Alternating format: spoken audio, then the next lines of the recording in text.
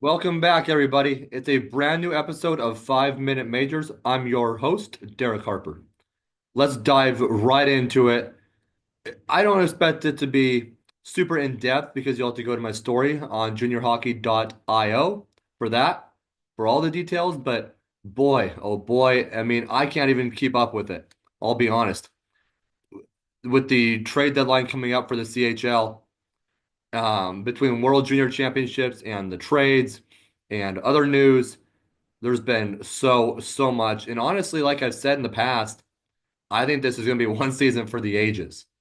I mean, it's pretty insane the amount of deals and the how do I say it? The size of these deals, the depth that we're seeing, the blockbusters. Like this is insane.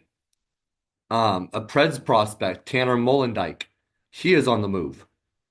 I mean, among other NHL prospects. In the OHL, we've seen massive blockbusters. There was a 9-for-1 deal. I mean, it was like a player for like, I think a player and like 8 draft picks, or 2 players and 7 picks. I mean, it was something insane. So, Wenatchee, as they are still kind of not rebuilding, but building for the future and still trying to stay in a sort of competitive playoff spot, they have been swinging deals left and right.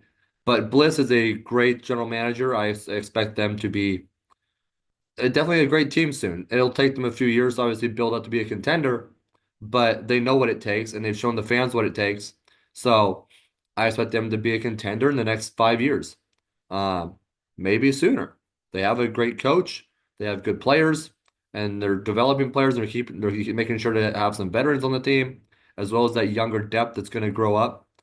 But they swung about 5 deals in the past week. Very impressive by Bliss, and honestly, great deals. I spoke to him for a story for my site, but as for this, you'll be able to see the main deal that they swung with trading Daniel Hauser to Calgary. But as well as that, the Seattle Thunderbirds also made quite the deal with Calgary. Calgary and Medicine Hat and the Blades are in an interesting situation. Calgary is trying to build up. Looks like Medicine Hat wants to go on quite the run this year. Medicine Hat was the one that dealt for Saskatoon's Tanner Molendyk.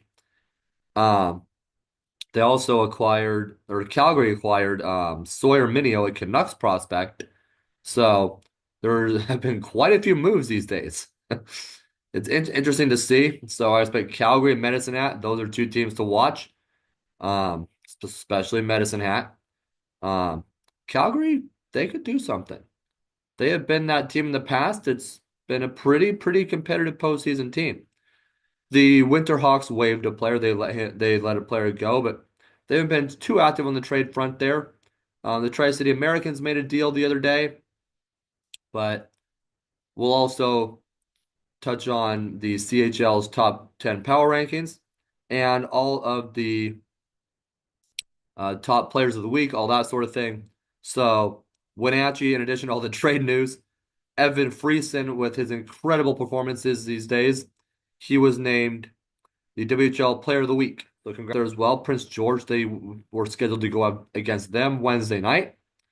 So, we'll see what happens there. But let's dive right into the top 10 power rankings. And like I said last episode, the Everett Silvertips are loading up. And frankly, they've also been swinging deals to kind of build for the future, as have the Blades. Like the Blades, they're in an interesting spot. It seems that they think they're not going to win the championship, so they dealt Tanner, obviously. But they have talent to make a fairly deep playoff run. So we'll see what happens there. But the Everett Silvertips, talking about them, while they're building for the future, making some trades, they are actually in the 3 spot after some of their recent gains in the CHL's top 10 power rankings. And the Spokane Chiefs, who used to be kind of a cellar dweller the past few years, with Berkeley Catton and all them, they have built themselves up into quite the team. They are at the 10th spot in the CHL's top 10 power rankings. The OHL and the QMJHL both led the way with 4 teams each. We'll dive right into that. The London Knights, honestly, I mean, they seem to be clean, but you got to question why they're so good year in and year out. But some organizations just know how to do that. I mean, you look at WHL with the Winterhawks over the decade. Trying to think of others, the Edmonton Oil Kings. But that London Knights team is something else. I mean, I can't describe how good that team is. They landed again at the top spot in the CHL's power rankings. The Kitchener Rangers checked in at 4. The Windsor Spitfires, you know that name from the Memorial Cup a few years ago, at 5. And the Barrie Colts at 8. Over in the Quebec League, the Moncton Wildcats checked in at 2, so they're hovering around the top spots. And the Drummondville Voltigeurs at 6. Rimouski Oceanic, this year's Memorial Cup host, at 7. And excuse me if I butcher this, the Chicoutimi Saguenayens at 9. I'm sure that's quite French. I apologize if I didn't say that right, but they finished at 9. So we are seeing another competitive year. I expect London. Honestly, if you ask my Memorial Cup favorite right now, the London Knights. But you can't count out Moncton, or maybe even the host too. The host teams can sometimes load up, and it'll be interesting when it goes to Kelowna because they've been trading some of their stars. Price has been dealt, and so Kelowna will be an interesting thing next year to watch because are they going to be like the Blades and bow out early when they host it, or do they have some deals up their sleeves over the next year that we're yet to see? Only time will tell with that, but definitely a very exciting year in the CHL. I mean, the OHL, I didn't even include all the trades in my story, would have just been miles long. Just so the CHL site has all those, the OHL, the WHL. I mean, it's kind of insane what we've seen over the past week. And the trade deadline still has some time to go as of Wednesday, as it was going to end on Thursday. So, and they would have most of Thursday to swing deals as well. So as of this video, there could be more to come.